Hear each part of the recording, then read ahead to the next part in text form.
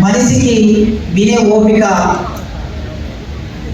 కొద్దిగా 18 ఏళ్ళు 20 ఏళ్ళు 22 ఏళ్ళ వాళ్ళైతే 4 గంటలు ఉంటుందని, 35 45 మధ్యన ఉన్న వాళ్ళకి 2 గంటల ఓపిక ఉంటుందని, ఆ పైన దాటిన వాళ్ళకి గంట ఓపిక మాత్రమే ఉంటుందని మా యూనివర్సిటీలో సైకాలజీ ప్రొఫెసర్ చెప్తే నేను విన్నాను. అంటే ఇక్కడ ఎక్కువ మంది నరేష్ అడిగిన దాని ప్రకారం చూస్తే 30 పైన 35 పైన 35 60 మధ్యలో ఉన్న వాళ్ళు ఎక్కువగా ఉన్నారు. అయినా మీరు 3 గంటలు దాటినా మీ ఓపిక సైకాలజీ ప్రొఫెసర్ చెప్పిన దానికి భిన్నంగా ఉందని అర్థమవుతుంది. అయితే ఇది ఒక లక్ష్యం కోసం వచ్చాయి కనుక ఆ ప్రతి థీరీకి కొన్ని మినహాయింపులు ఉంటాయి. ఎప్పుడైనా ప్రతి సిద్ధాంతానికి మినహాయింపులు ఉంటాయి. అది నిర్దిష్ట కాలానికి స్థల కాలాలను బట్టి కూడా సిద్ధాంతాలు నిర్మాణం అవుతూ ఉంటాయి, రూపొందించుకోవాల్సి కూడా ఉంటాయి. కనుక ఇవాటి స్థలకాలంలో భారత రాజ్యాంగం, అంబేద్కర్ అనే అంశం మీద మనం మాట్లాడుకుంటున్నాం కనుక ఒక లక్ష్యం కోసం వచ్చాం. ఆ లక్ష్యం మనల్ని ఎంత దూరమైనా నడిపిస్తుంది, ఎంత సమయమైనా ఓర్చుకోవడానికి వినడానికి సిద్ధంగా ఉంటాం కనుక మీ అందరూ ఆ పద్ధతిలో ఓపికతో ఉన్నా. భారత రాజ్యాంగం గురించి నా ముందు మాట్లాడిన ఇద్దరు వక్తలు తమ అభిప్రాయాలు, ఇద్దరు తమ్ముళ్ళు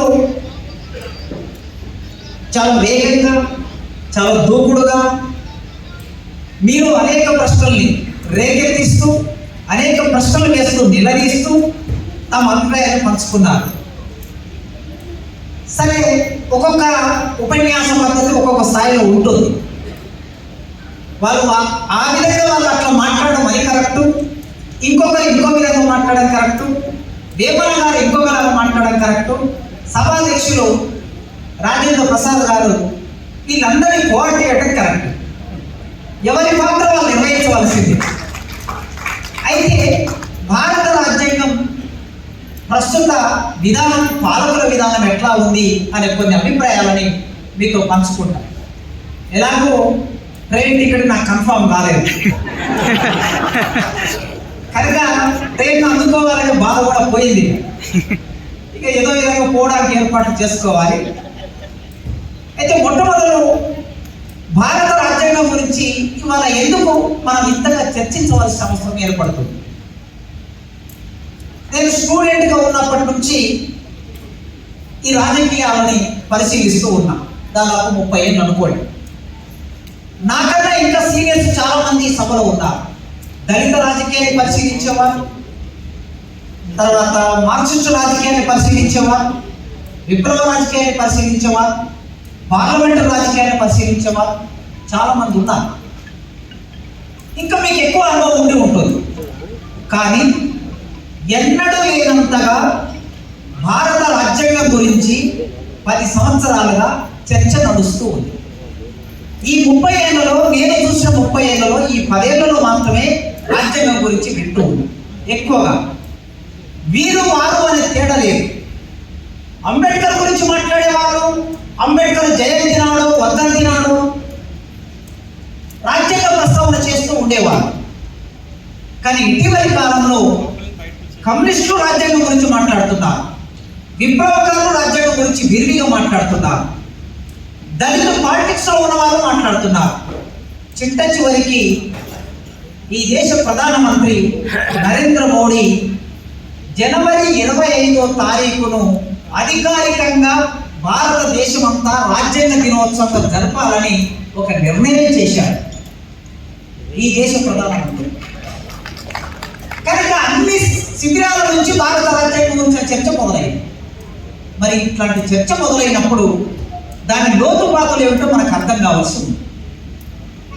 లోతుపాతులు అర్థం చేసుకోవడం మాత్రమే కాకుండా ఆ సమాచారాన్ని సమాజంలోకి భిన్న రూపాల్లో పంపించాలి. అది మన కర్తవ్యం. వెంకయ్య రాజేష్ అంత గట్టిగా మీరు ఇది చదివారా మీరు అది చదివారా అనే ప్రశ్న ఎందుకు చేస్తున్నాడో మీకు అర్థమై ఉంటుంది.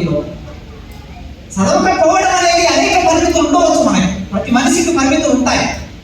కానీ అనివార్యంగా మన బాధ్యత కూడా ఉంటుంది అనే విషయాన్ని గుర్తు చేయడానికే అంత గట్టిగా రాజేష్ మీ ముందు ఆ విషయాన్ని ప్రస్తావించారు. సమాచారాన్ని పొందడం ఒక ఎత్తు అయితే పొందిన సమాచారాన్ని సమాజానికి అందించడం, ఈ పొందడం అందించడం మాత్రమే కాకుండా సరైన సమాచారాన్ని పొందడం అది ప్రధానం. ఇవాళ వాట్సాప్ యూనివర్సిటీస్ వచ్చిన తర్వాత ఎంతటి కలుషితమైన సమాచారం ప్రవహిస్తుందో మనం చూస్తూ ఉన్నాం. అది వాట్సాప్ యూనివర్సిటీ దగ్గర ఆగలేదు. రేపు మన తర్వాతి జనరేషన్ చదవబోయే చరిత్ర అంతా తప్పుడు చరిత్రను చదవబోతుంది. హరప్ప నాగరికత గురించి, సింధు నాగరికత గురించి, అక్బర్ గురించి, బాబర్ గురించి, షాజహాన్ గురించి, అంబేద్కర్ గురించి, భారతదేశ స్వాతంత్రోద్యమం గురించి, భగత్ సింగ్ గురించి తప్పుడు చరిత్ర చదవబోతుంది. ఇప్పటికే చరిత్ర పుస్తకాలు, ఎన్సీఆర్టీ పుస్తకాలు పాఠ్యాంశాల్లో వచ్చేసాయి. ఒక అకాడమిక్ ఇయర్ మొదలయ్యాయి, తర్వాత యూనివర్సిటీ పుస్తకాలు వస్తాయి, అంటే డిగ్రీ ఆ పై చదువులోకి కూడా వస్తాయి. ఈ పుస్తకాలు వచ్చిన తర్వాత రేపు రాజ్యాంగం గురించిన సరైన సమాచారం కూడా మన దగ్గర ఉండని పరిస్థితి ఏర్పడుతుంది. క్లాస్ రూమ్లో విద్యార్థి వినే అంశానికి, మనం చెప్పే అంశానికి ఒక వైరుధ్యం ఏర్పడుతుంది. ఈ వైరుధ్యం ఏర్పడినప్పుడు దాన్ని ఎట్లా పరిష్కరించాలనే సమస్య కూడా మన ముందుకే వస్తాయి.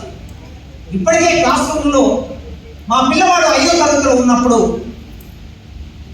భారతదేశ రాజ్యాంగాన్ని ఎవరు రాశారు అంటే ఆ సోషల్ స్టడీ టీచర్ గాంధీ రాశాడు అని చెప్పింది.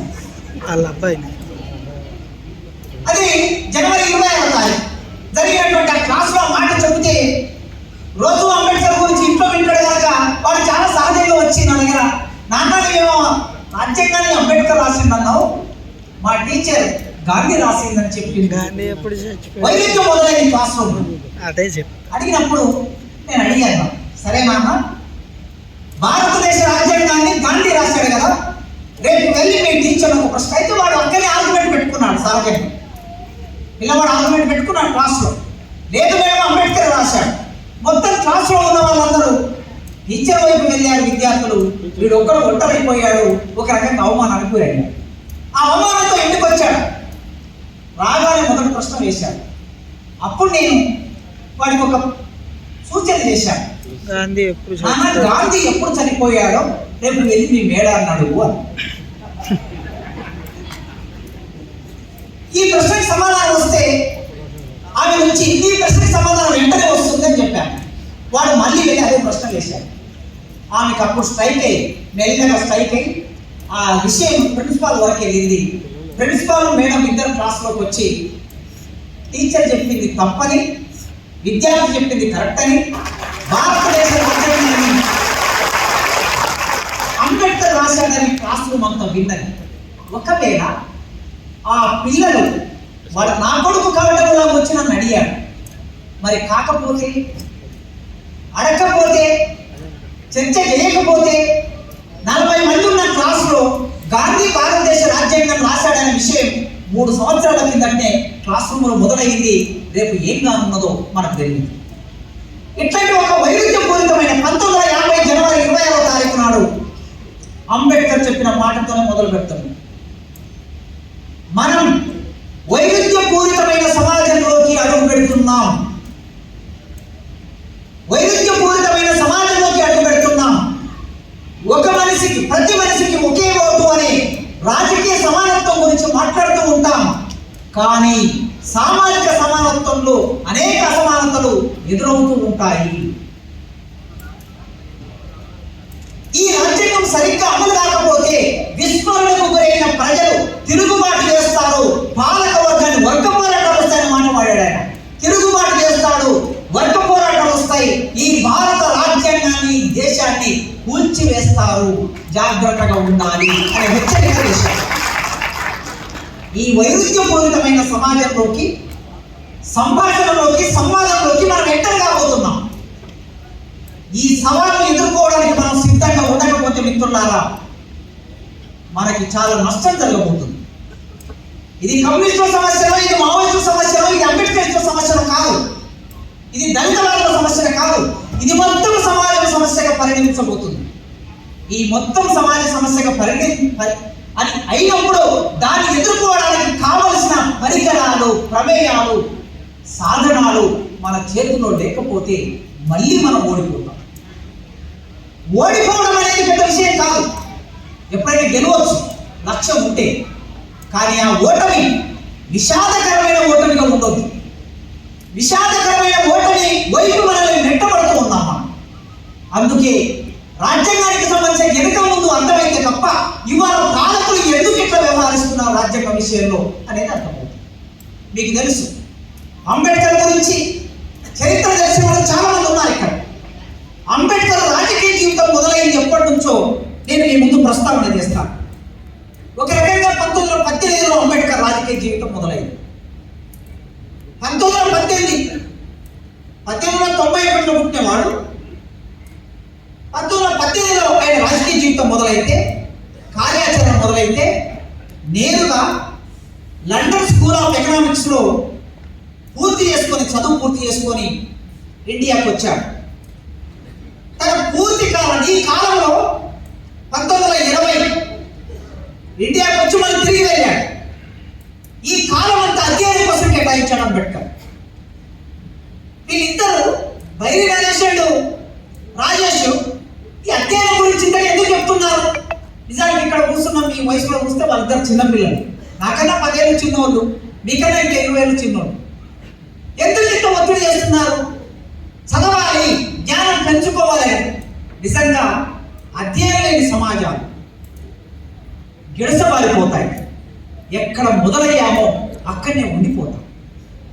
ఈ అధ్యయనం కూడా శాస్త్రీయమైన అధ్యయనం ఉండాలి. శాస్త్రీయమైన అధ్యయనానికి ఒక లక్ష్యం ఉండాలి. కేవలం 70,000 పుస్తకాలు చదివానని ఒక నాయకుడు చెప్పాడు ఆ కాలం. సరే, చదివాడో లేదో మనకు అనవసరం. నిజంగా చదివితే, నిజంగా పుస్తకాలు చదివితే మనిషికి చదువు ద్వారా సంస్కారం వస్తుంది అంటారు. సంస్కారం వచ్చిన ఏ మనిషి పరిపాలన అట్లుండదు అని చూసిన వాళ్ళకి అర్థమవుతుంది. కనుక ఈ సంస్కారం అనేది పొందాలంటే అధ్యయనం మొదలవుతుంది.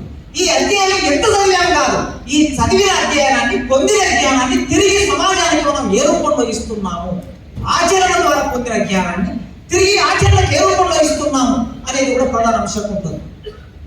అంబేద్కర్ తన జీవితం అంతా అధ్యయనానికి కేటాయించుకున్నాం. ఎన్ని గంటలు చదివాడు, ఎంత కృషి చేశాడు, ఇవాళ నేను కొత్తగా చెప్పాల్సిన అవసరం లేదు. ఐక్యరాజ్య సమితి చెప్పింది, కొలంబియా యూనివర్సిటీ చెప్పింది, ప్రపంచం అంతా చెప్పింది, ఆయనతో పాటు ఉన్న వాళ్ళు చెప్పారు. రాజ్యాంగం రాస్తూ ఉన్నప్పుడు తన సహా రైటర్స్ ఎవరు ఉన్నారో వాళ్ళు ఏం చెప్పారో కూడా చెప్తాను నేను. ఎందుకంటే ఈ మధ్యకాలంలో ఒక ఆయన సవాల్ విసిరాడు నా మీద. నరేష్ పేరు కూడా ఉన్నట్లుంది అందులో. ఆయన ఏం సవాల్ విసిరాడంటే, భారత రాజ్యాంగాన్ని అంబేద్కర్ రాయలేదు, మేము రాయలేదు అంటున్నాం, రాశాడని చెప్తున్న ప్రొఫెసర్ కాసిం, కదిరే కృష్ణ, బైరి నరేష్, రాజేష్ వీళ్ళందరూ ఛాలెంజ్కి చర్చకు రావాలి అని ఆయన ఒక పెద్ద టీవీ మీడియాలో ఛాలెంజ్ విసిరారు. సరే, ఆయన విసిరిన ఛాలెంజ్ ఆయన స్థాయిలోకి వెళ్ళే స్థాయి అయితే నాకు లేదని నేను అనుకుంటున్నాను. నాకు మాత్రమే కాదు, నా సహచరులు ఇద్దరు తమ్ముళ్ళకి కూడా మాకు ఆ స్థాయి లేదు, ఆయన స్థాయి మాకు లేదు. ఆ స్థాయికి పోవాలని కూడా మేము అనుకోవట్లేదు. అంబేద్కర్ రాజ్యాంగం రాశాడా లేదా అనేది అంబేద్కర్ గురించి చెప్పేవాళ్ళు, అంబేద్కర్ సహచరులు లేదా నేను చెప్పే విషయాలుగా ఆ కమిటీలో ఏం చెప్పారో చెప్తాను నేను తర్వాత. అంత సీరియస్ అధ్యయనం చేసిన అంబేద్కర్ ఆ కాలం అంతా 23లో ఇండియాకి వచ్చి బాంబేలో న్యాయవాదిగా ఉద్యోగంలోకి వెళ్ళిపోయాడు. ఈ న్యాయవాదిగా ఉద్యోగంలోకి వెళ్ళిపోయే ముందు, వృత్తిలోకి వెళ్ళిపోయే ముందు మొదలు బరోడా మహారాజా ఆస్థానంలో కొలువు చేసినప్పుడు సైనిక కార్యదర్శి కొలువు అని. ఈ దేశంలో కుల వ్యవస్థ మనిషిని ఎంతగా నెట్టివేస్తుంది, అవమానిస్తుందో చూడండి. బరోడా మహారాజు ఆస్థానంలో సైనిక కార్యదర్శిగా ఉన్నప్పుడు తన తోటి ఉద్యోగులు మనిషిలో చూడలేదు. కొలంబియా యూనివర్సిటీలో చదువుకొని వచ్చిన ప్రపంచ మేధావిని గౌరవించలేదు, గౌరవించని పక్కన పెట్టలేదు, మనిషిలో చూడలేదు. కనీసం అటెండర్ కూడా మనిషిలో చూడలేదు. అక్కడ ఆత్మగౌరవం లేని చోట ఉద్యోగం చేయడం ఇష్టం లేక అంబేద్కర్ దాన్ని వదిలేసి చదువుకు వెళ్ళి మళ్ళీ తిరిగి వచ్చి న్యాయవాద వృత్తిలోకి స్వతంత్రం ఉంటుందనుకున్నాడు. ఆ వృత్తిని చేపట్టాడు. అక్కడి నుంచి న్యాయవాద వృత్తి అంటే భారతదేశంలో సోషల్ క్యాపిటల్ అని ఒకటి ఉంటుంది. సోషల్ క్యాపిటల్ అంటే సామాజిక పెట్టుబడి. భారతదేశంలో సామాజిక పెట్టుబడి కులం. ఈ కులం అనే సామాజిక పెట్టుబడి ఉంటే తప్ప 1923లో న్యాయవాదిగా స్థిరపడటం అనేది సాధ్యమవుతుంది. ఒక్కసారి ఆలోచించండి. ఇవాళ న్యాయవాదిగా స్థిరపడాలంటే ఈ రోజుల్లో ఆంధ్రప్రదేశ్ హైకోర్టులో, తెలంగాణ హైకోర్టులో, సుప్రీంకోర్టులో స్థిరపడాలంటే, మంచి న్యాయంలో పేరు రావాలంటే ఒక క్యాపిటల్ ఉంటుంది. అది సోషల్ క్యాపిటల్. కానీ 1923లో 100 సంవత్సరాల కిందట అంబేద్కర్ దగ్గరికి ఒక్క కేసు కూడా రాకుండా తన చుట్టూ ఉన్న వకీళ్ళందరూ ఎంతగా వేధించారో ఆ వేదన కూడా అనుభవించారు. డబ్బులు లేకుండా కేసు చేస్తానంటే కూడా రాని సందర్భాన్ని చూశాడు. చివరికి ఒక వ్యాపారస్తుడు అనివార్యంగా తన కేసు అంబేద్కర్ దగ్గరికి పోతే తప్ప గెలవదు అనుకుంటే, అంబేద్కర్ దగ్గరికి పోతే ఎందుకు గెలుస్తుంది? అంబేద్కర్ ఎకనామిక్స్ లో ప్రపంచ మేధావి కనుక ఆ కేసుని ఏ విధంగా గెలిపించాడు కనుక, ఆ సత్తా ఉంది కనుక అంబేద్కర్ దగ్గరికి పోతే అప్పుడు ఆ కేసు గెలిచిన తర్వాత అంబేద్కర్ దగ్గరికి కేసు రావటం మొదలైంది. ఇది అనుభవించాడు. 1924 మార్చిలో తన కార్యాచరణ నేరుగా ప్రజా కార్యాచరణలోకి వచ్చాడు. అంబేద్కర్ కేవలం సిద్ధాంతకర్త మాత్రమే కాదండి. అంబేద్కర్ సిద్ధాంతకర్తగా మాట్లాడే వాళ్ళు కొందరు ఉండొచ్చు. ఎందుకంటే ఏ ఆచరణ లేకుండా అని అర్థం. అంబేద్కర్ గొప్ప రాజ్యాంగవేత్తగా చెప్పేవాళ్ళు కొందరు ఉండొచ్చు, లేదా అంబేద్కర్ను గొప్ప నాయకుడిగా చెప్పేవాళ్ళు ఉండొచ్చు. ఇవన్నీ కలగలిసిన మనిషి అంబేద్కర్. 24లో బహిష్కృత హితకారిణి అనే ఒక సభని ఏర్పాటు చేసి అణగారిన వర్గాలందరినీ కూడగట్టే పని మొట్టమొదలు అక్కడ ప్రారంభం చేశారు. ఈ దేశంలో ఈ వర్గాలు ఎందుకు కూడగట్టాలి?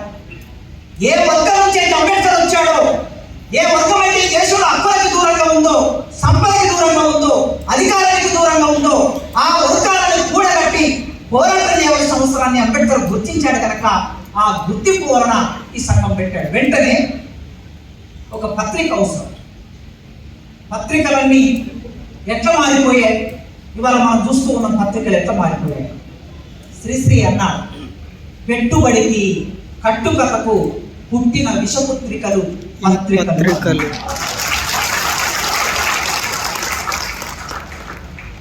వేమన గారు, రాజేంద్ర ప్రసాద్ గారు వాళ్ళ ఇంట్లో ముందు ఇంత పెద్ద సభ పెట్టారు. అసలు ఇంతమంది మేధావులను ఒక దగ్గర కూడగట్టి ఎవడైనా సభ పెట్టగలరా? దేవుడి దగ్గర సభ పెడతారు, భక్తులు వస్తారు, లేదా రాజకీయ పార్టీలు సభ పెడతారు, వాళ్ళ కార్యకర్తలు వస్తారు. కానీ ఇంతమంది మేధావర్గం ఒక దగ్గర కూర్చొని సభ పెడితే ఈ వార్త బ్యానర్ ఐటమ్ కావాలి మొదటి పేజీలో. అవుతుందా? జిల్లా ఎలక్షన్లో మొదటి పేజీలో వస్తే చాలా సంతోషం. రాదు. ఎందుకు రాదు? పెట్టుబడికి కట్టుకథకు పుట్టిన విషపుత్రికలు కనుక. అందుకే అంబేద్కర్ ఆనాడే గుర్తించాడు, తన భావాన్ని, తన ఆలోచనని సమాజంతో పంచుకోవాలనుకుంటే, సమాజానికి చేరవేయాలనుకుంటే పత్రిక అవసరం కనుక ఆ పత్రికను పెట్టి ఇక్కడ మొదలైంది అంబేద్కర్ సామాజిక న్యాయ సిద్ధాంతం. 27 పత్రికలో కొన్ని విషయాన్ని ప్రస్తావన చేసి, ఎందుకోసం నేను ఈ పత్రిక పెడుతున్నా అంటే, జనాభా దామాష ప్రకారం ప్రతి కులానికి చట్టసభలో సముచిత స్థానం ఉండాలి. అంబేద్కర్ 1946లో ఏర్పడిన రాజ్యాంగ పరిషత్లో సభ్యుడిగా చేరిన తర్వాత ఈ మాట పెట్టలేదు, ఈ డిమాండ్ పెట్టలేదు, ఈ చర్చ చేయలేదు. పత్రిక పెట్టినప్పుడే తన లక్ష్యాన్ని ప్రకటించుకున్నాడు. ఎవరి జనాభా ఎంత ఉంటే వారికి చట్టసభలో అంత స్థానం ఉండాలి. సామాజిక అంశం, దేవాలయాలు, మంచినీటి వసతులు అంటరాని వాళ్ళకు అందుబాటులో ఉండాలి. ఈ దేశంలో మనుషులందరూ సమానమేనా?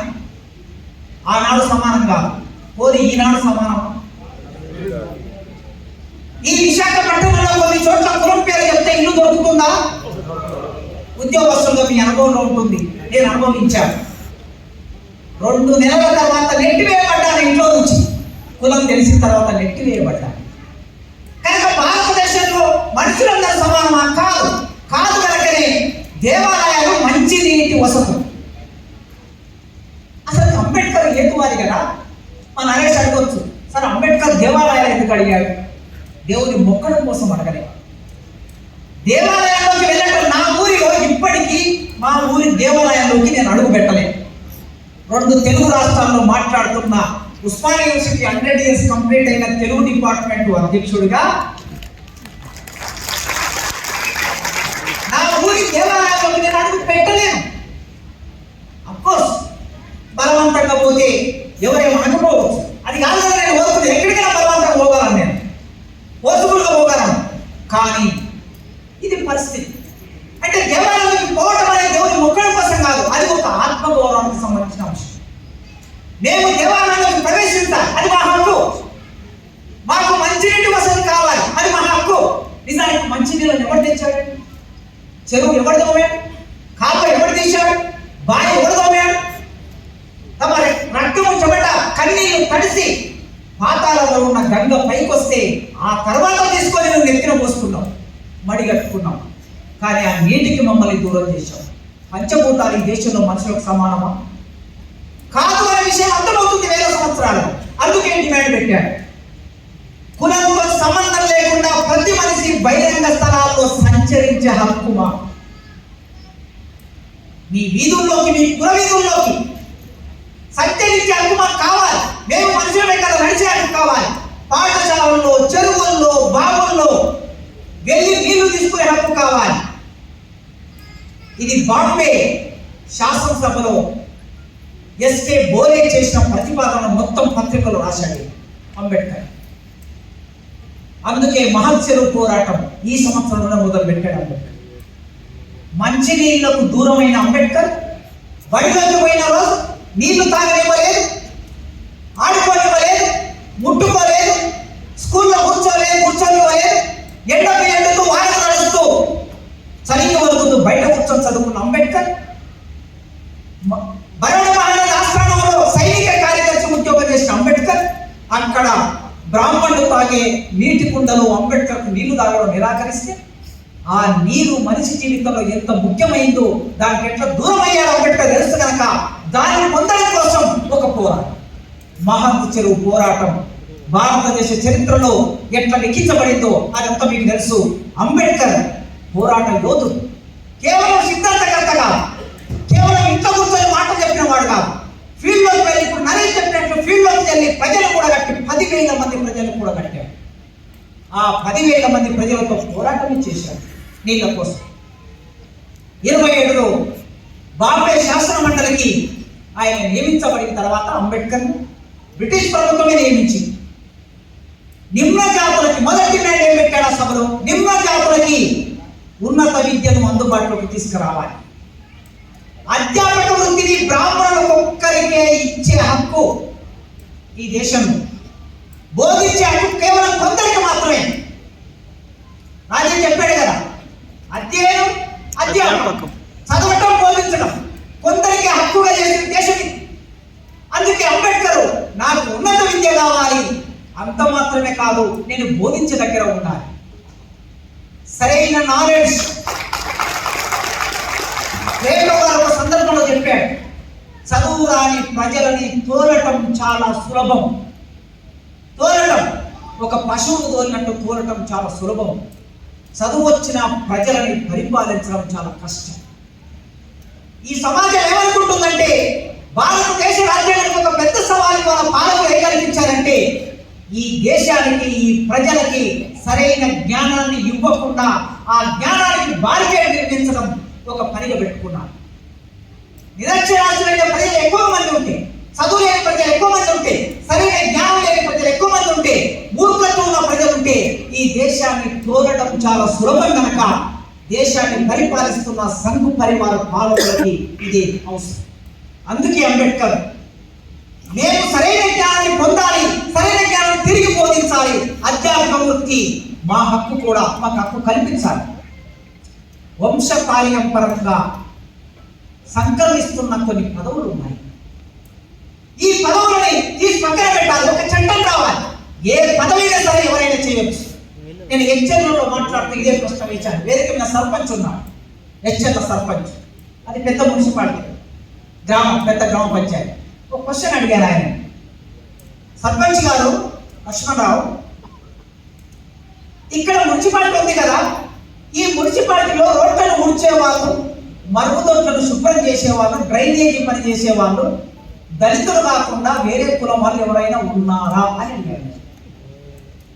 నాట్ ఓన్లీ హెచ్చర్ల, విశాఖపట్నం అయినా, హైదరాబాద్ అయినా, బెజవాడ అయినా, కర్నూలు అయినా, వరంగల్ అయినా, ఎక్కడైనా సరే కొన్ని పనులు కొందరికే నిర్ణయించబడి ఉన్నాయి. ఇప్పటికీ రాజ్యాంగం అమల్లోకి వచ్చిన తర్వాత కూడా ఇట్లా నిర్ణయించబడి ఉన్నాయి. రాజ్యం చెప్పినట్టు ఒక పోరాటమే నడిచింది. నేను ఎన్టీ రామారావు ఆ వేద పాఠశాల, తిరుపతిలో ఉన్న వేద పాఠశాలలో కేసేస్తే ఈ వేద పాఠశాల ఎట్లా నడుస్తున్నది? తిరుమల తిరుపతి దేవస్థానం నిధులతో నడుస్తుంది.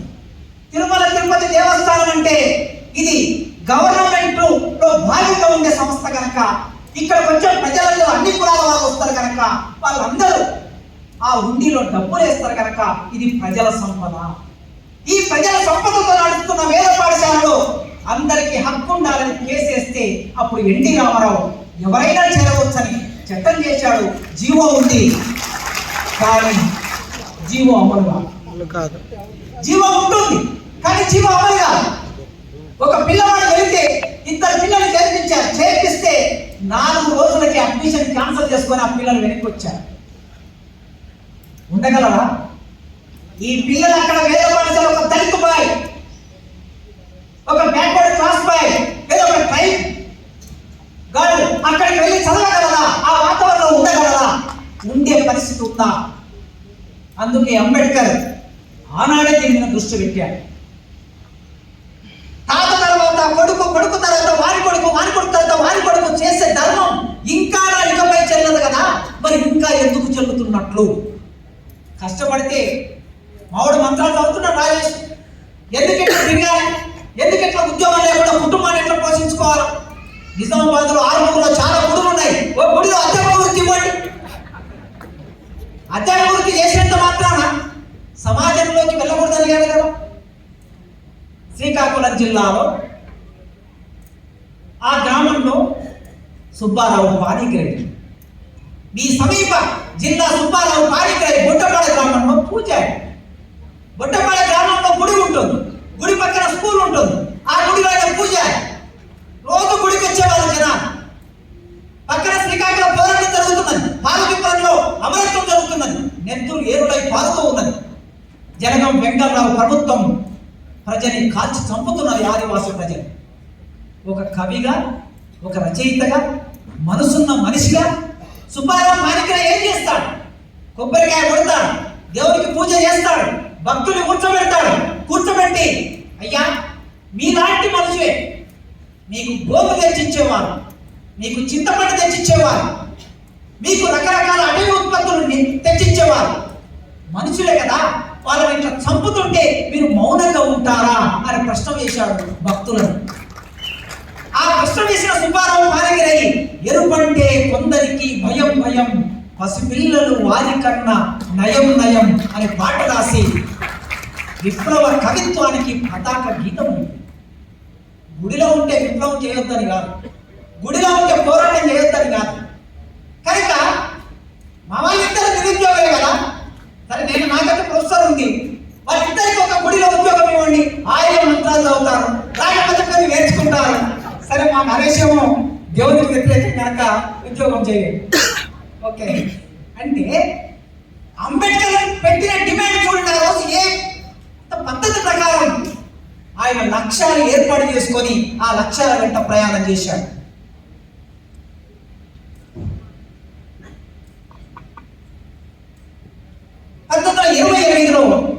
అంబేద్కర్ న్యాయ కళాశాల ప్రొఫెసర్గా వెళ్ళాడు. లా కాలేజ్ ఇక్కడ జరిగింది చూడండి. చాలా మంది మిత్రులు అర్థం చేసుకోవాల్సింది కూడా, నేను పోరాటం చేస్తూ ఉన్నాను, మా కమ్యూనిస్టులతో పోరాటం చేస్తూ ఉన్నాను. నేను ఏం పోరాటం చేస్తున్నా అంటే డాక్టర్ బిఆర్ అంబేద్కర్ 1927లో వచ్చిన సైమన్ కమిషన్, అందరూ సైమన్ కమిషన్ గో బ్యాక్ అన్నారు. Gandhi Simon commission go back అన్నాడు, Bhagat Singh Simon commission go back అన్నాడు, Congress Simon commission go back, Hindu Mahasabha Simon commission go back, అందరు సైమన్ కమిషన్ గో బ్యాక్ అంటే ఒక్క అంబేద్కర్ మాత్రమే వెల్కమ్ టు సైమన్ కమిషన్ అన్నాడు. ఏమిటి దీంట్లో ఏమున్నది? వెల్కమ్ టు సైమన్ కమిషన్ అన్నందుకు అంబేద్కర్ దేశద్రోహిగా మారిపోయాడు. అందరి దేశంలో అన్నాడు అంబేద్కర్. లా కాలేజీ ప్రొఫెసర్గా పాఠం చెప్పడం కోసం క్లాస్ రూమ్లోకి వెళ్తే క్లాస్ రూమ్లో ఉన్న విద్యార్థులందరూ అంబేద్కర్ని ఆ క్లాసు బైకాడేసి బయటకు వెళ్ళిపోయారు. ఎందుకంటే నువ్వు బ్రిటిష్ వాళ్ళ ఏజెంటు, బ్రిటిష్ ప్రభుత్వానికి అనుకూలంగా మారిపోయావు, అందుకే నీ క్లాస్ మీద మరి బయటకు వెళ్ళి గోడల మీద అంబేద్కర్కు వ్యతిరేకంగా స్లోగన్స్ రాశారు.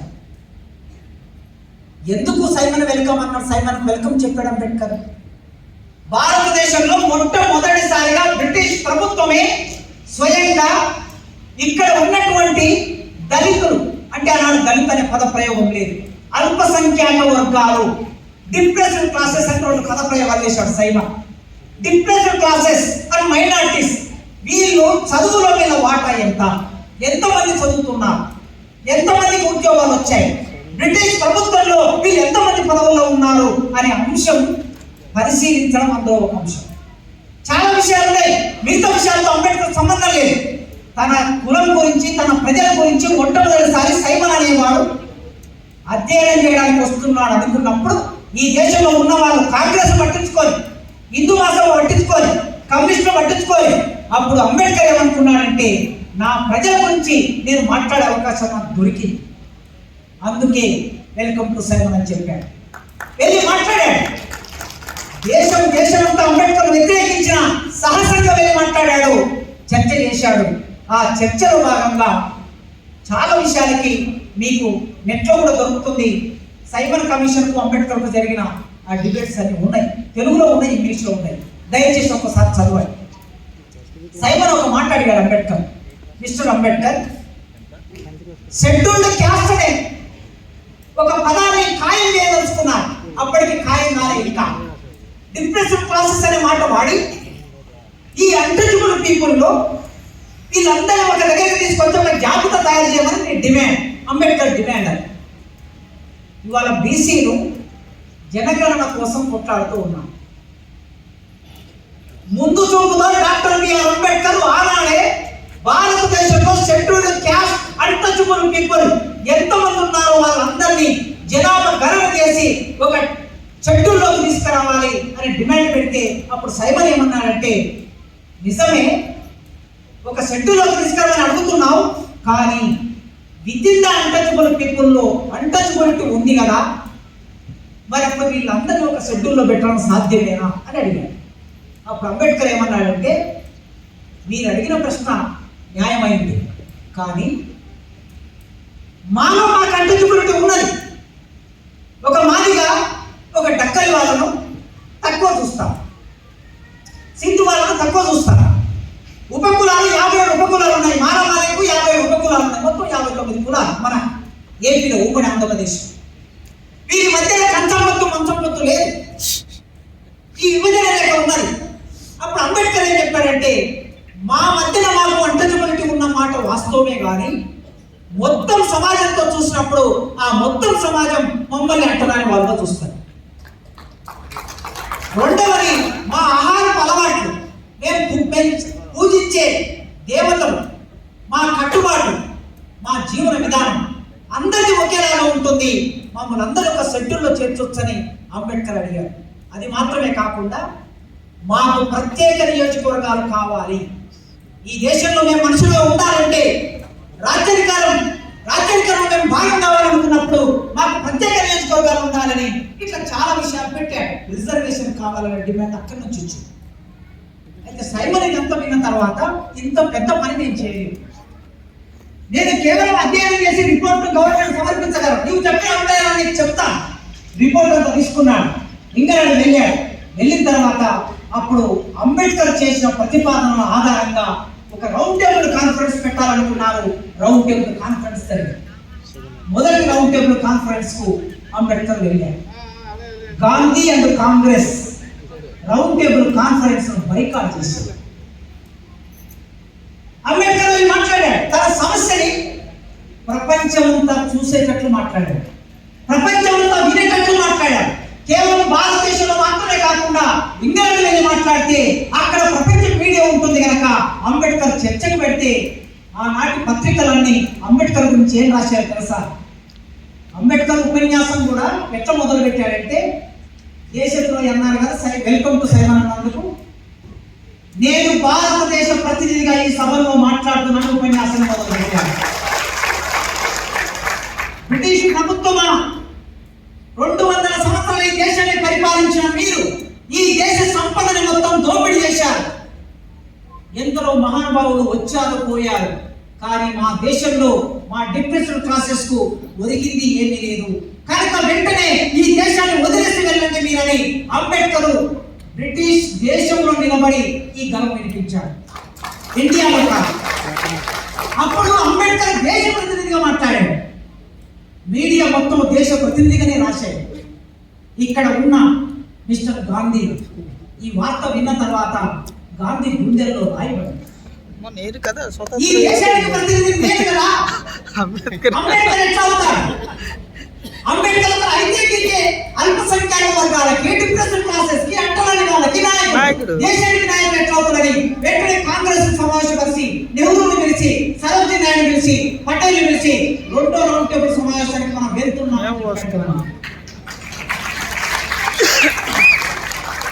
వెళ్ళారు. 2వ రౌండ్ టేబుల్ సమావేశానికి వెళ్ళారు. వెళ్ళిన తర్వాత ఆయన ఏం చర్చ పెట్టాడో తెలుసా? ఆల్రెడీ మొదటి రౌండ్ టేబుల్ సమావేశంలో చర్చ జరిగింది. చాలా కమిటీలు వేశారు. ఆ కమిటీలో అంబేద్కర్ అనుకూలంగా నిర్ణయాలు జరగబోతున్నప్పుడు గాంధీ లేసి దళితులని అంటే పీపుల్ భారతదేశంలో హిందూ సమాజంలో భాగము. ఇది గాంధీ ఉపన్యాసం. హిందూ సమాజంలో భాగము వాళ్ళని చీల్చడానికి నేను ఒప్పుకోను. వాళ్ళకి రిజర్వేషన్ ఇవ్వడానికి ఒప్పుకోను. వాళ్ళకి ప్రత్యేక ఎలక్టోరేట్ ఇవ్వడానికి ఒప్పుకోను. వాళ్ళు క్రైస్తవులుగా మారిన నాకు అభ్యంతరం లేదు, ముస్లింలుగా మారిన నాకు అభ్యంతరం లేదు, కానీ వాళ్ళకు ప్రత్యేక రిజర్వేషన్ ఇస్తే నేను ఒప్పుకోను అని గాంధీ గారి మాట రౌండ్ టేబుల్ సమావేశంలో రామ్సే మెక్డొనాల్డ్ సాక్షిగా మాట్లాడారు. అప్పుడు అంబేద్కర్ వేసి గాంధీ, మిస్టర్ గాంధీ, ఈ దేశం కోసం, స్వాతంత్రం కోసం పోరాటం చేస్తే నేను నా ప్రజలందరూ మీ వెంట నిలబడేవాళ్ళు, కానీ ఇక్కడికి వచ్చి తడిబట్టతో మా గొంతు మోయడానికి వచ్చావు మిస్టర్ గాంధీ అని మాట్లాడారు. నీ వచ్చి మా రిజర్వేషన్ కట్టుబడుతున్నాం. చాలాసేపు చర్చ జరిగింది, కమిటీలో చర్చ జరిగింది. అంబేద్కర్ వాదన చేశాడు. బ్రిటిష్ గవర్నమెంట్ ఒక రకంగా అంబేద్కర్ అనుకూలంగా నిర్ణయం తీసుకోవాలనుకున్నది, కానీ గాంధీ ఒప్పుకోలేదు. అప్పుడు ఒక ప్రతిపాదన పెట్టారు రామ్సే మెక్డొనాల్డ్. గాంధీ అంబేద్కర్ మీకు మధ్యలో ఏమవుతాయం లేదు, మేము నిర్ణయం తీసుకుంటాం.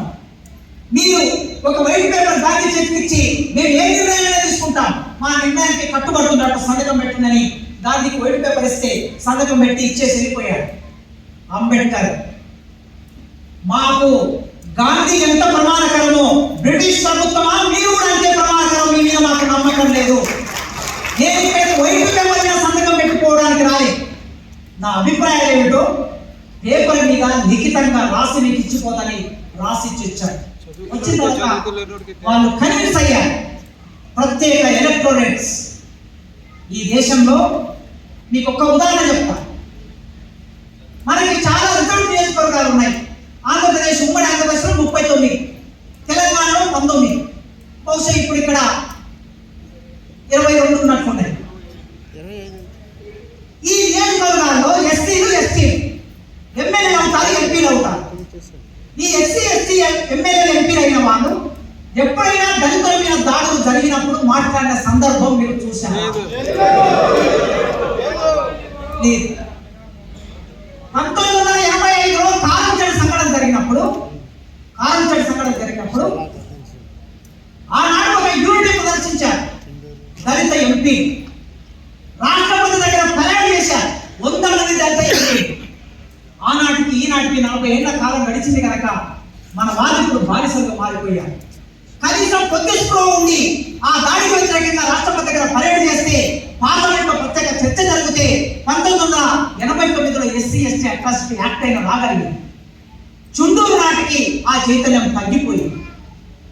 లక్ష్మీపేట నాటికి ఆ చైతన్యం చచ్చిపోయింది. ఇవాటికి అసలు చైతన్యమే లేదు, స్పృహే లేదు. జగన్ చెప్తే మాట్లాడాలి, జగన్ కూర్చోమంటే కూర్చోవాలి. కేసీఆర్ చెప్తే మాట్లాడాలి. అసలు కేసీఆర్ చెప్తాడా వీళ్ళకి? చెప్పే అవకాశమే లేదు. అందుకోసమే ఎస్సీల గురించి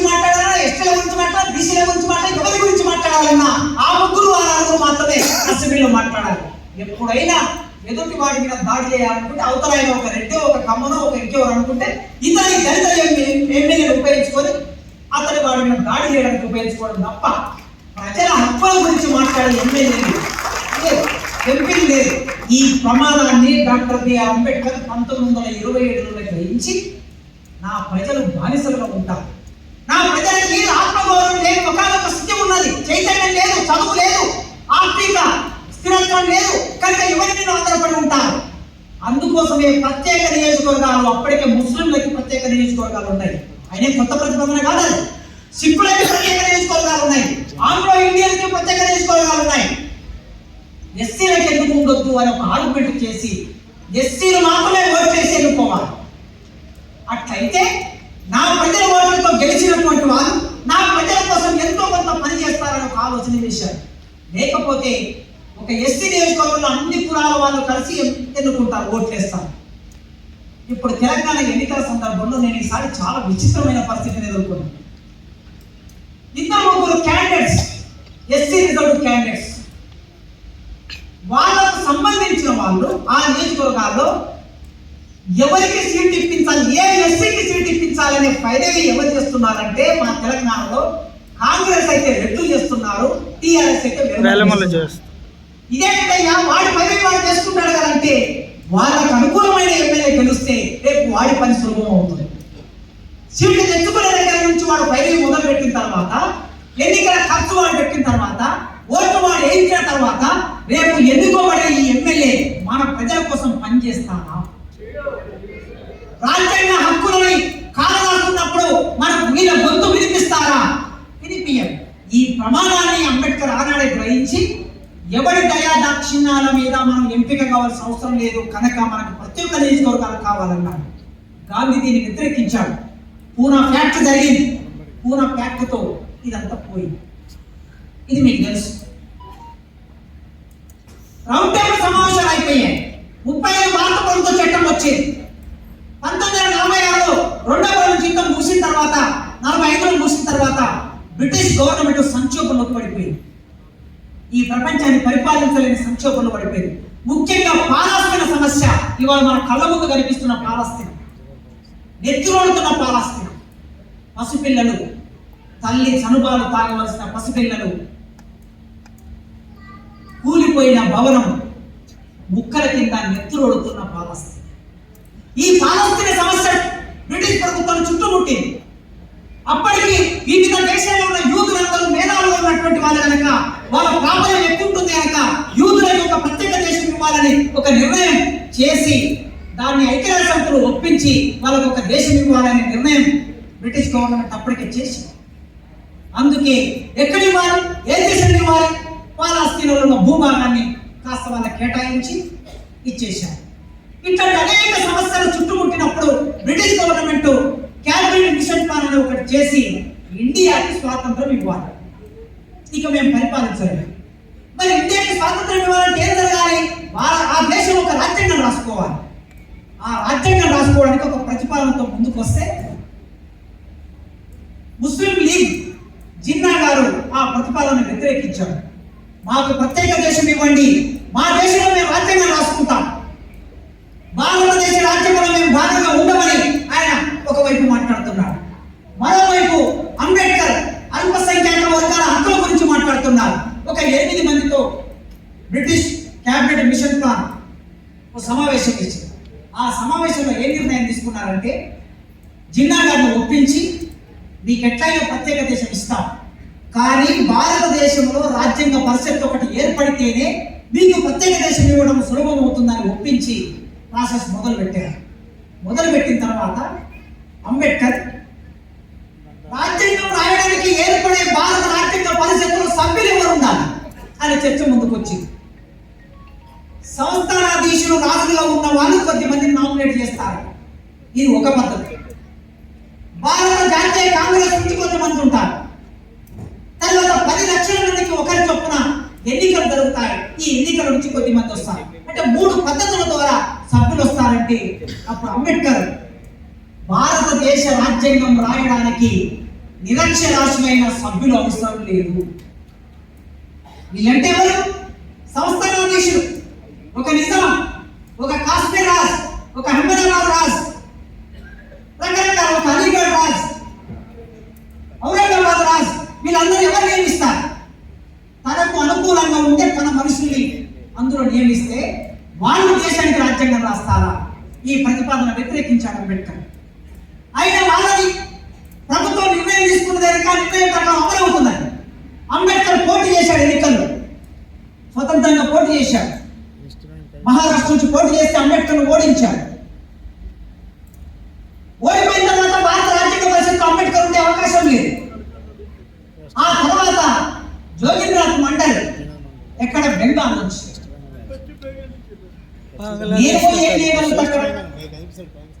ప్రజల మద్దతు ఉంది కనుక నేను తెలిసాను. అంబేద్కర్ లాంటి వాడు రాజ్యాంగ పరిషత్కు బయట ఉంటే ఈ దేశానికి నష్టం జరుగుతుంది. అంబేద్కర్ లాంటి వాడు రాజ్యాంగ పరిషత్లోకి ఉండాలి, లోపలికి వెళ్ళాలని చెప్పి ఆయన రాజీనామా చేసి అంబేద్కర్ అక్కడి నుంచి గెలిపించి రాజ్యాంగ పరిషత్లోకి పంపించాడు. అంబేద్కర్ అంత ఈజీగా రాజ్యాంగ పరిషత్లోకి వెళ్ళాడా? ఈ పోరాటం అంతా ఎందుకు జరిగింది? నా మిత్రులకి నేను విన్నపం చేస్తున్నది ఏంటంటే, ఈ ఘర్షణని, వైరుధ్యాన్ని అర్థం చేసుకుంటే అంబేద్కర్ మనకు సరిగ్గా అర్థమవుతాం. ఆ పోరాటం చేసి లోపలికి వెళ్ళాడు. వెళ్ళిన తర్వాత ఒక సమావేశం జరిగింది. 1946 డిసెంబర్లో ఒక సమావేశం జరిగింది. 1947 ఆగస్టు అర్ధరాత్రి స్వాతంత్రం వచ్చింది. రాజ్యాంగ పరిషత్ సమావేశం జరిగిన తర్వాత స్వాతంత్రం వచ్చింది. స్వాతంత్రం వచ్చిన తర్వాత దేశం రెండుగా విడిపోయింది. విడిపోయిన తర్వాత బెంగాల్ నుంచి అంబేద్కర్ గెలిచిన ప్రాంతం పాకిస్తాన్ లో కలిసింది. చాలా జాగ్రత్తగా మ్యాప్ను ప్రిపేర్ చేసినప్పుడు అంబేద్కర్ రాజ్యాంగ పరిషత్లోకి రానివ్వకుండా ఉండటం కాంగ్రెస్ లక్ష్యం, గాంధీ లక్ష్యం. అందుకోసం ఆ ప్రాంతాన్ని ఎవరికి ఇప్పుడు అంబేద్కర్ ఏ రాజ్యాంగంలో సభ్యుడు? పాకిస్తాన్ రాజ్యాంగంలో సభ్యుడు. అప్పుడు బ్రిటిష్ గవర్నమెంట్ తో మళ్ళీ సంభాషణ మొదలు పెట్టాడు. ఎందుకు నమ్ముకున్నాడు బ్రిటిష్ వాళ్ళని? ఈ దేశంలో నమ్మకం ఇచ్చారా? ఈ దేశంలో ఉన్నటువంటి నాయకులు అంబేద్కర్కి స్వాతంత్ర చేశారా? కల్పించారా? మనిషిగా చూశారా? అవకాశం కల్పించారా? అందుకోసమే వాళ్ళు నమ్ముకోవాల్సి వచ్చింది. వాళ్ళకి వెంటనే లేఖ రాసి, మీరున్నప్పుడే మా పరిస్థితి ఇట్లా ఉందంటే మీరు ఈ దేశాన్ని వదిలేసి పోయిన తర్వాత ఈ దేశంలో మమ్మల్ని మూర్చకొత్త వస్తారు వీళ్ళు అని లేఖ రాస్తే, అప్పుడు మన బ్రిటిష్ వాళ్ళు నెహ్రూకి చెప్పారు, అంబేద్కర్ భారత రాజ్యాంగ పరిస్థితుల్లో లేకుండా ఈ ప్రాసెస్ ముందుకు వెళ్ళడానికి వీల్లేదు అంటే ఏమంటారు? అప్పుడు చూసారా, అంబేద్కర్ బ్రిటిష్ వాళ్ళ ఏజెంట్, మళ్ళీ వాళ్ళ సపోర్ట్తో రాజ్యాంగ పరిషత్తులకు వచ్చారు అంటారు. సరే, అప్పుడు కాంగ్రెస్ పార్టీ ఆ బాధ్యతలు తీసుకొని ఒక సభ్యుని మహారాష్ట్ర నుంచి రాజీనామా చేయించి ఆ స్థానం నుంచి ఎన్నికలు పెట్టి అంబేద్కర్ గెలిపించి రాజ్యాంగ పరిషత్తులకు తీసుకొచ్చారు. రాజ్యాంగ పరిషత్తులకు తీసుకొచ్చిన తర్వాత అనుకోకుండా అంబేద్కర్ డ్రాఫ్టింగ్ కమిటీ చైర్మన్ అయ్యాడు. ఆశ్చర్యం వ్యక్తం చేశాడు అంబేద్కర్ ప్రెస్ మీట్ లో. ఆ సమావేశం అయ్యాక బయటకు వచ్చి, రాజ్యాంగ పరిస్థితుల్లోకి వస్తానో లేదో అనే సందేహంలో నేను కొట్టుమిట్టాడుతుంటే ఏకంగా రాజ్యాంగం రాసే బాధ్యత నాకు అప్పచెప్పారు, ఇది చాలా విచిత్రంగా ఉంది అని చెప్పాడు. అయినా ఈ దేశం అప్పు వడ్డరుసుని భారతావని మానే సేవకులు అని గురజాస్తో రాశాడు. చెప్పులు కుట్టి జీవనము చేయి నిరాకరింపలేదన్నాడు. ఆ అంటరాని వాడు ఈ దేశానికి చెప్పులు కుట్టి జీవనం చేశాడు. మీరు ఊరికి దూరంగా ఉండమని చెప్పినా, మీరు మమ్మల్ని ముట్టుకోకపోయినా, మీరు మాకు నీళ్ళు ఇవ్వకపోయినా, మీరు చదువు ఇవ్వకపోయినా, మనుషులుగా చూడకపోయినా, చచ్చిన గొడ్డు మాంసం తిని బతకమని చెప్పినా నీ కాళ్ళకి చెప్పులు కుట్టించి జీవించిన మనుషులు ఉన్నాయి. అందుకే ఎన్ని సంవత్సరాలు మీరు సేవ చేసుకున్నా ఆ సేవ తీరిపోదు.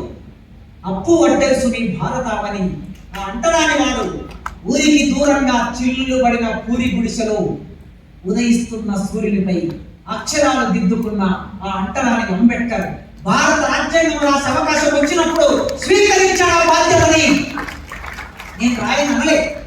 అంబేద్కర్ దేశభక్తుడా? అంబేద్కర్ దేశభక్తుడిగా రాజ్యాంగాన్ని రాసే అవకాశాన్ని తీసుకున్నాడు. తీసుకున్న తర్వాత ఏం జరిగింది మిత్రులారా? ఇప్పుడు మాట్లాడుతున్న మాటలు చూడండి. రాజ్యాంగ కమిటీ చైర్మన్ గా ఆయన గురించి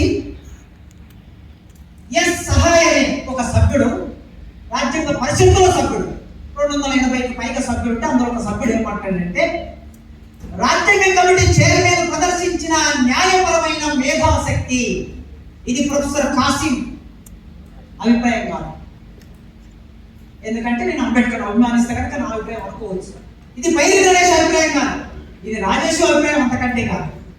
ఇది ఒక బ్రాహ్మణుడి అభిప్రాయం చెప్తున్నా మీకు నేను.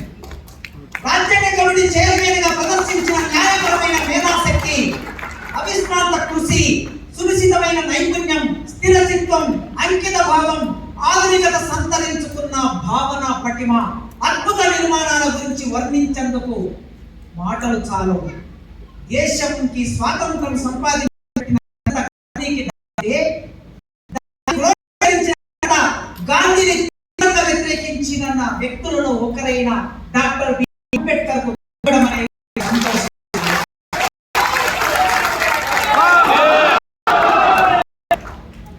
ఆయన ఒక్క రాజ్యాంగ పరిషత్తు మాత్రమే కాకుండా మొత్తం దేశం జాతి ఆయనకు కృతజ్ఞతలు తెలియజేస్తుంది. రాజ్యాంగ నిర్మాణంలో ఆయన ప్రదర్శించిన అద్భుత నైపుణ్యం ఈ తరం మాత్రమే కాదు భావితరాలు కూడా గుర్తించుకుంటాయి. అందుకే మనం గుర్తించుకోవాలి మిత్రులను. ఈ దేశమే గుర్తించుకోవాలి. మనకంటే ఇక్కడ కూర్చున్న వాళ్ళు మాత్రమే కాదు, దేశం అంతా గుర్తించుకోవాలని చెప్పాడు. ఇంకా రాజ్యాంగ నిర్మాణ కమిటీ సభ్యుడైన కృష్ణస్వామి అయ్యర్, అల్లాడి కృష్ణస్వామి అయ్యర్ తన ప్రసంగాన్ని ఇలా ముగించాడు. 1949 నవంబర్ 26వ తారీఖున రాజ్యాంగం పూర్తయ్యి నెహ్రూ చేతిలో పెడుతున్నారు. అప్పటి సభలో కృష్ణస్వామి అయ్యర్ ఈయన దళితుడు కాదు, నా మిత్రుడు గౌరవనీయుడు డాక్టర్ అంబేద్కర్ ఈ రాజ్యాంగాన్ని నిర్మించడంలో ప్రదర్శించిన అవిశ్రాంత కృషి, రాజ్యాంగ కమిటీ సభ్యుడిగా ఆయన పడ్డ తపన, ప్రదర్శించిన అంకితాభావం, నైపుణ్యం, సమర్థత గురించి ప్రశంసించకపోతే నేను నా బాధ్యతను నిర్వర్తించడంలో విఫలమైనట్లుగా భావిస్తాను అని మాట్లాడాను. చాలా మంది అభిప్రాయాలు ఉన్నాయి. వీళ్ళందరూ ఎవరెవరు ఎక్కడెక్కడ ఉన్నారు, ఎవరెవరు ఏ పాత్ర నిర్వర్తించారు, అంబేద్కర్ రాజ్యాంగం రాయలేదని మాట్లాడుతున్నారు కదా. ఈ రాజ్యాంగ పరిస్థితిలోకి వచ్చినటువంటి వాళ్ళలో ఒక్కొక్కరు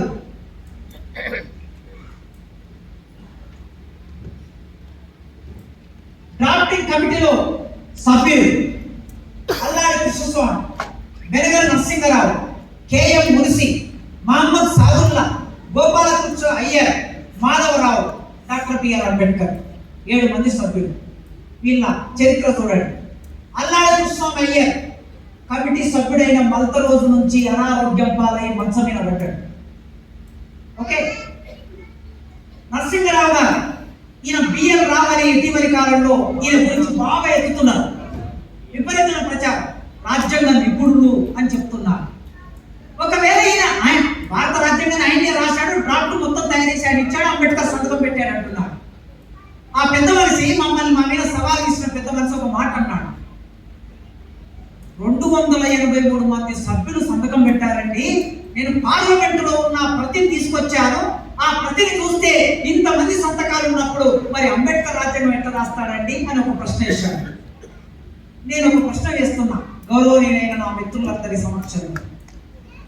మనందరం బ్యాంకు లోన్ తీసుకుంటాం. నేను 1,50,00,000 లోన్ తీసుకున్నాను. బ్యాంకు లోన్ తీసుకుంటాం. బ్యాంకు పేపర్ల మీద ఉండే మ్యాటర్ మీలో ఎవరికైనా ఇప్పటి వరకు అర్థమైందా? మీరు ఎవరైనా చదివారా? ఒక తెలుగు ప్రొఫెసర్ గా నాకు ఇంగ్లీష్ రాదు, నాకు అర్థం కాదు. పోనీ కష్టపడి డిక్షనరీ పక్కన పెట్టుకొని చదువుదామంటే అక్షరాలు చదవగలిగే ఫాంట్లో ఉంటాయా? ఉండవు. మనం సంతకం పెట్టేస్తాం. మనం ఇల్లు కొనుక్కుంటాం, ఫ్లాట్ కొనుక్కుంటాం, మనం రిజిస్ట్రేషన్ ఆఫీస్కు పోతాం. రిజిస్ట్రేషన్ ఆఫీస్కు పోయినాక పోయే ముందే మొత్తం పేపర్లన్నీ రెడీ చేసుకొని మనం వెళ్తామా? అక్కడ ఒక డ్రాఫ్ట్ చేసిన వాడు ఎవడో ఒకడు రైటర్ ఉంటే ఆ డ్రాఫ్ట్ చేసిన మ్యాటర్ మీద సంతకాలు పెడతాము. మనం ఏ సంతకాలు పెడతాం? రాసినోడు వేరే వాడు ఉంటారు. సంతకాలు పెట్టినంత మాత్రాన రాతకు మనం బాధ్యులం అవుతామా మిత్రులారా? ఈ కామన్ సెన్స్ ఉండాల్సిన అవసరం ఉంది కదా. రాజ్యాంగ పరిషత్తులో సభ్యులందరూ ఉంటారు, సంఘం నడుపుతాం. ఇక్కడ మల్లేశ్వరి గారు ఉన్నారు, ఒక సంఘం నడుపుతున్నారు. నేను సంఘం కార్యదర్శిగా పనిచేసాను, ఎగ్జిక్యూటివ్ మెంబర్గా ఉన్నాను, 20 ఏళ్ళుగా పనిచేస్తున్నాను. నరేష్ సంఘం నడుపుతున్నాడు, రాజేష్ సంఘం నడుపుతున్నారు, వేమన గారు సంఘం నడుపుతున్నారు. సంఘ సమావేశం నడుస్తుంది, 10 మంది ఈసీ సభ్యులు ఉంటారు. ఈసీలో అనేక అభిప్రాయాలు వస్తాయి. సెక్రటరీ, ప్రెసిడెంట్ లేదా బాగా రాయగలిగిన వాళ్ళు ఎవరో ఒకరు డ్రాఫ్ట్ తయారు చేస్తారు, ఒక తీర్మానం, ఒక డ్రాఫ్ట్ తయారు చేస్తారు. ఆ డ్రాఫ్ట్ మీద ఈసీ మెంబర్ల అందరి సంతకాలు ఉంటాయి. అంత మాత్రాన అందరూ రాస్తారండి? ఒక పద్ధతి, ఒక డెమోక్రటిక్ పద్ధతి ఏమిటంటే అందరు సంతకాలు ఉండటం.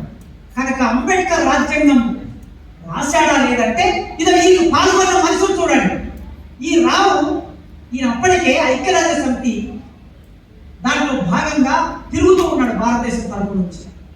ఆయన ఇటు నుంచి అటు, అటు నుంచి ఇటు తిరిగేటటువంటి వాడు భారతదేశ రాజ్యాంగాన్ని ఎప్పుడు రాశాడు? ఒకవేళ ఈయన రాసి ఉంటే అల్లాడి కృష్ణమయ్యర్ గారు లేదా సహానయ్య గాని, ఇంకొకరు కానీ శ్రీనివాస్ అయ్యర్ గారు, వీరు ఎవరైనా పేరు ప్రస్తావించి ఉండేవాళ్ళు కదా. సమావేశంలో ఎవరు వాళ్ళ పేరు ప్రస్తావించలేదు. వాళ్ళ పేరు ఎవరు, ఆయన పేరు ఎవరు ప్రస్తావించని సందర్భం ఒకటి ఉండగా ఇప్పుడు ఈనాడు పత్రిక ఈ రావు గురించి ఒక పేజీ నిండా ఒక వ్యాసం రోజు ప్రకటించింది. ఏమిటి కుట్ర? తర్వాత సాధుల్లా, ఈయన బరోడా రాజ్యానికి దివాన్. ఒక బరోడా రాజ్యానికి దివాన్గా ఉన్నటువంటి వాడు, ఒక రాజులో ఉన్నటువంటి వాడు వచ్చి రాజ్యాంగం రాస్తాడా? బిఎల్ మిట్టల్, ఈయన గోపాలస్వామి అయ్యర్, బిఎల్ మిట్టల్, మాధవరావు అనేటటువంటి ఆయన 1945లో మరణించాడు.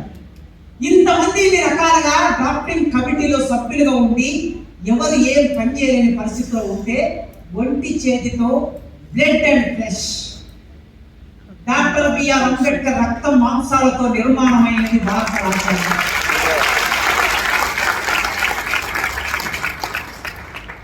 ఈ రాజ్యాంగం ఇట్లా రాస్తే మొత్తం రాజ్యాంగం మీద అంబేద్కర్ అంగీకారం ఉందా? అసలు అంగీకారం ఉంటే అంబేద్కర్ ఆ మాట మాట్లాడతాడని నేను మొదలు పెట్టినప్పుడు చెప్పిన మాట ఆయనే చెప్పుకున్నాడు. ఈ దేశ రాజ్యాంగం రాస్తున్న సందర్భంలో నాకు ఇష్టం లేని చాలా విషయాల మీద చర్చలో పాల్గొన్నాను. నాకు ఇష్టం లేని చాలా విషయాలు ఇక్కడ రాస్తూ ఉంది. కానీ ఈ దేశంలో డిప్రెస్డ్ క్లాసెస్, అల్పసంఖ్యాక వర్గాల ప్రజల ప్రయోజనాన్ని సాధించుకోవడం నా ఏకైక లక్ష్యం కనుక ఆ లక్ష్యం కోసం చాలా విషయాలతో నేను రాజీ పడుతున్నాను. రాజీ పడ్డాడు, రాశాడు. ఆ పరిమితమైన రాజ్యాంగాన్ని మన అర్థంలో, అంబేద్కర్ అర్థంలో ఇప్పుడు మనం ఏమంటున్నామంటే దాన్ని రక్షించుకుందాం అంటున్నాం. ఒకవేళ రాజ్యాంగంతో మనకు ఇష్టం లేకపోతే, అది మనకు పనికి రాకపోతే రక్షించుకుందామనే ప్రశ్న మనకు ఎందుకు వస్తుంది? మనువాదాన్ని మనం ఏమంటున్నాం? కాల్చేయాలంటున్నాం. శాస్త్రాలని, ఇతిహాసాన్ని, పురాణాలని మనం ఏమంటున్నాం? పక్కన పెట్టాలంటున్నాం.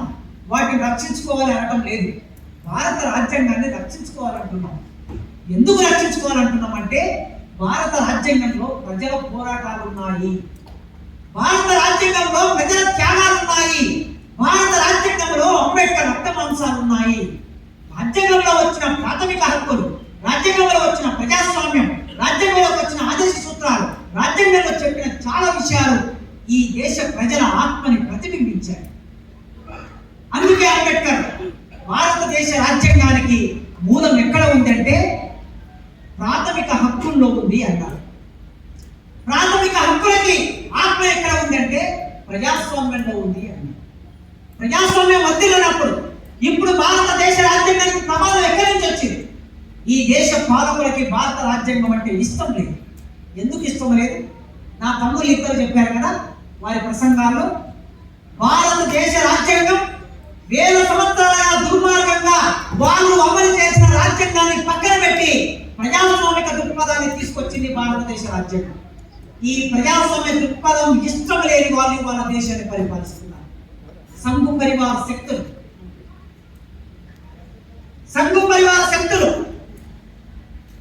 పాంచజన్యం తాటిన పుస్తకం రాసిన గోల్వాల్కర్, మీరు ఈ పుస్తకం కూడా చదవాలి. తెలుగులో పాంచజన్యం పేరు మీద అనువాదమైంది, ఇంగ్లీష్ లో తాటిన పుస్తకం ఉంది, గోల్వాల్కర్ రాశాడు.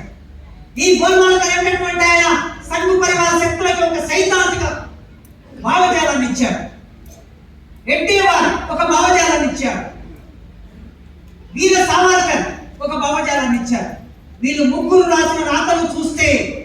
ఎన్నడూ వాళ్ళు అంబేద్కర్ను అంగీకరించలేదు, ఎన్నడూ అంగీకరించలేదు.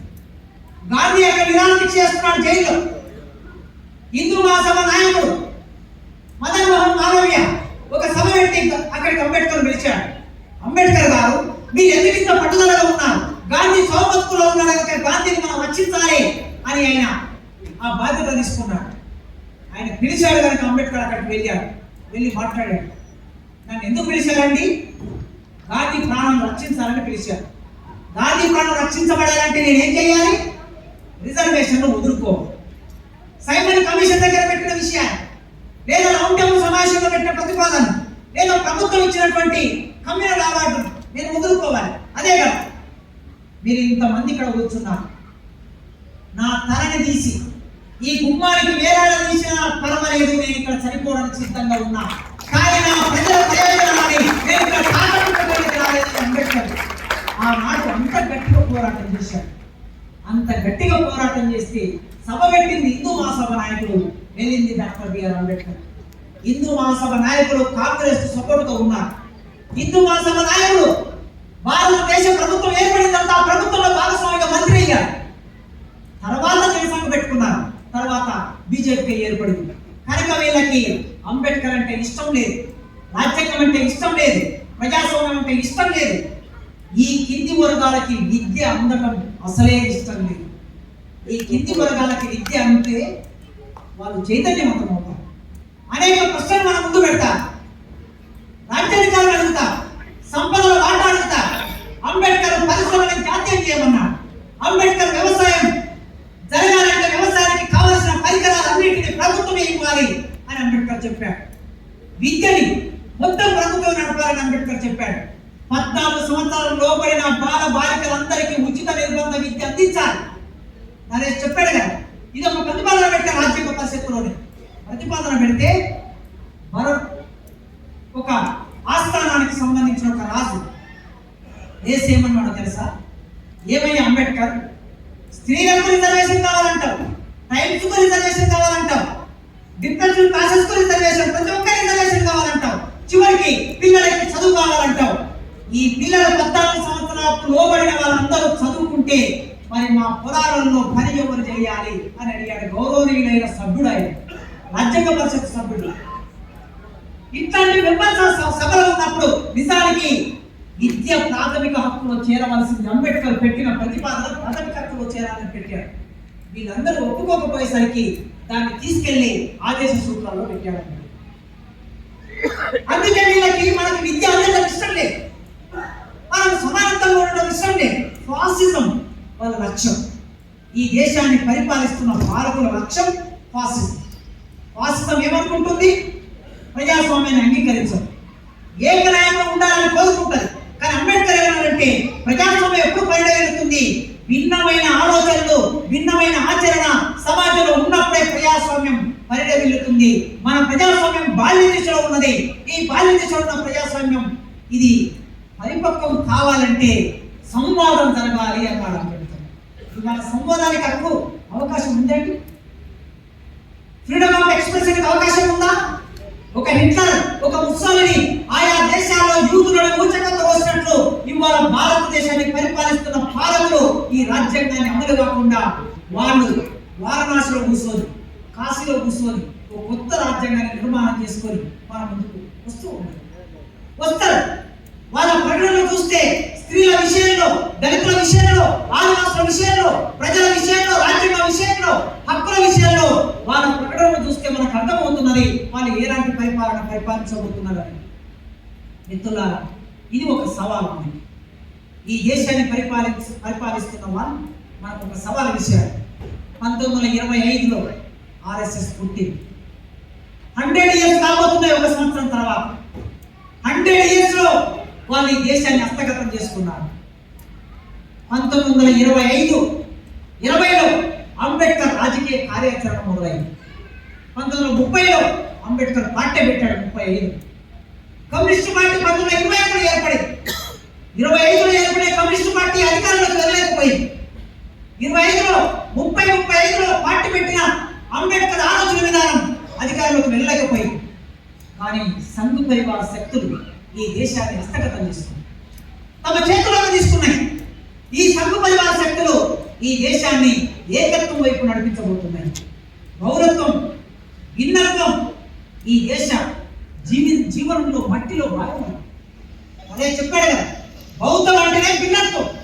మనుషులు ఆలోచించాలి, మనుషులు ప్రశ్నించాలి, మనుషులు ప్రకృతిలో భాగం కావాలి, మనుషులు అందరూ సమానంగా జీవించాలని ఒక ధర్మాన్ని చెప్పింది బౌద్ధం.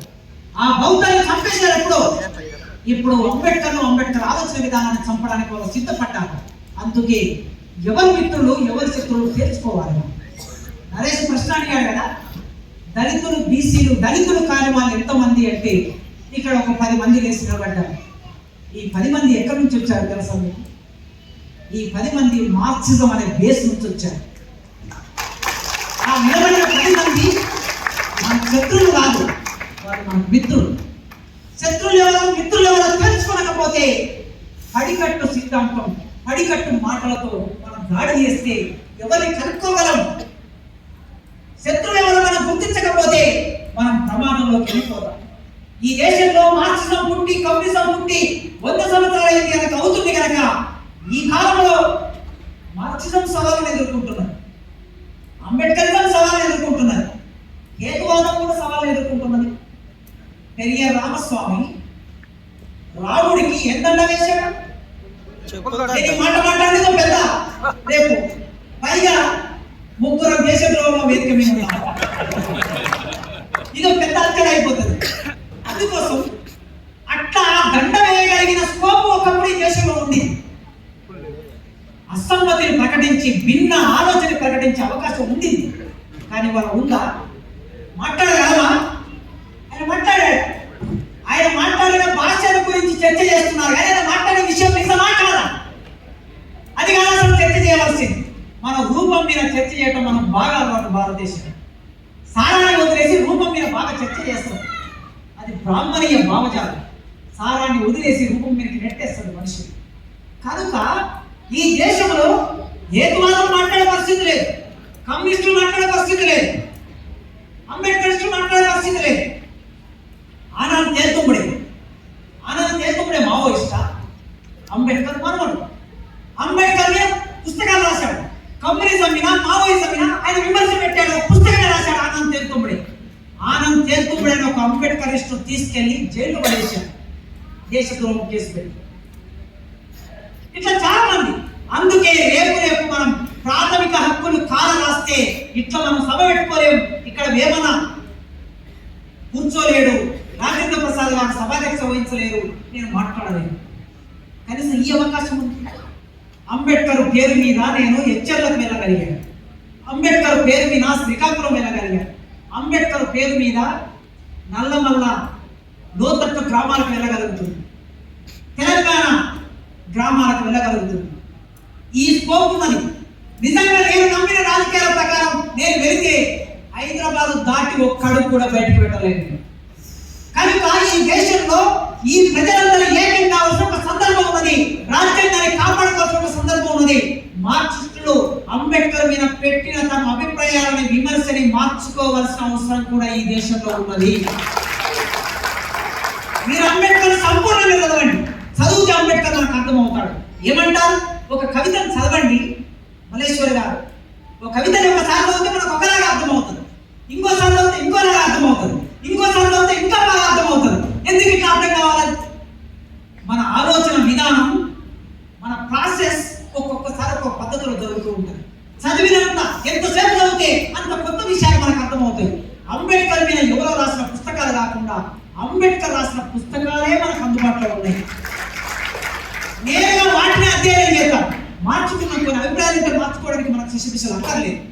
కనుక ఈ ప్రమాదాన్ని ఎదుర్కొనే సందర్భంలో ఇంతమంది మేధావులను పిలిచి వేమన గారు ఈ అవకాశం నాకు కల్పించి మీతో గంటం బాబు మాట్లాడే అవకాశం ఇచ్చిన ఈ సభకి ఇంత ప్రశాంతంగా విన్నటువంటి మీ అందరికీ పేరు పేరున జై భీమ్, లాల్ సలాం. జై భీమ్, లాల్ సలాం. జై భీమ్, లాల్ సలాం. అన్న ఏమో అడుగుతున్నాను.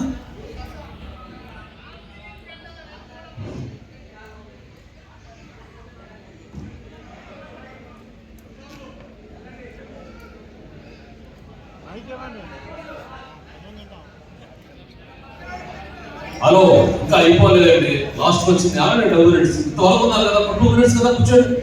అదే ఎప్పుడు దాకా మాట్లాడుతుంది ఆ డిస్ప్లేనే, ఒక 2 minutes.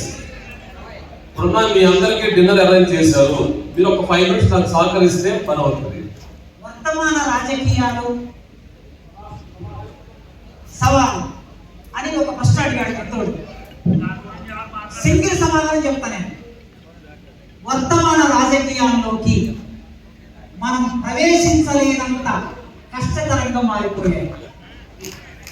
రానున్న కాలంలో ఒక సామాన్యుడు చట్టసభల్లోకి వెళ్ళలేని పరిస్థితి వచ్చింది. కార్పొరేట్ శక్తులు నేరుగా మన రాజకీయ వ్యవస్థలకు వచ్చేసాయి. ఒక 50 ఏళ్ల కిందటో 70 ఏళ్ల కిందటో భారతదేశ రాజకీయ వ్యవస్థని సామ్రాజ్యవాదులు నడిపిస్తారు అని కమ్యూనిస్టులు చెప్తూ ఉంటే మనం అందరం విన్నాం. కానీ వాళ్ళ భారతదేశంలో ఉండే బూర్జువా వర్గాలే నేరుగా రాజకీయాల్లోకి ప్రవేశించాయి. ఇంకా 10 సంవత్సరాల తర్వాత బహుశా ఎన్నికలు ఈ పద్ధతిలో జరగకపోవచ్చు. ఒక రిలయన్స్, ఒక అంబానీ నిన్నో నన్నో లేదా ఇంకోలో ఎంపిక చేసుకొని నీకు కొంతమంది ఎమ్మెల్యేలని గెలిపించి ఇచ్చే బాధ్యత నాది. రేపు నువ్వు ముఖ్యమంత్రి అయిన తర్వాత ఈ రాష్ట్రాన్ని నా చేతిలో పెట్టాలని అడిగే రోజులు వస్తాయి. ఇప్పుడు ఈ దేశంలో ఒక అసెంబ్లీ, తెలంగాణ ఎన్నికల్లో రిజర్వ్ అసెంబ్లీలో 100 కోట్లు ఖర్చు చేయబోతున్నాం. మునుగోడు ఎన్నికల్లో 604 కోట్లు ఖర్చు చేశారు. కనుక సామాన్యుడు ఎవరు కూడా చట్టసభల గురించి ఆలోచించే పరిస్థితి రానున్న కాలంలో ఉండదు.